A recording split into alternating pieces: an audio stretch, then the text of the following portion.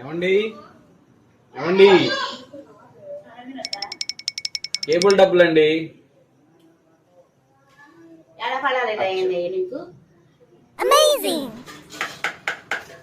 ఏమండి కేబుల్ ఇవ్వాలండి, ఇస్తారా? శుక్రవారం అండి, నేను డబ్బులు ఇవ్వవు. అండి శుక్రవారం అయితే డబ్బులు ఇవ్వరా అండి? శుక్రవారం అయితే అన్నం తినరా అండి?